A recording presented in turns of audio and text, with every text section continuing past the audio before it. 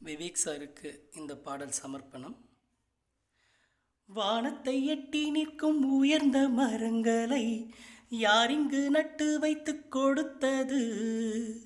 ஊர் மக்கள் பாடுபட்டு காத்த மரங்களை நீ கூட பாடுபட்டு காத்திடு. எத்தனை காலம் இப்படி போகும், எல்லாமே நாளை மாறிவிடும்.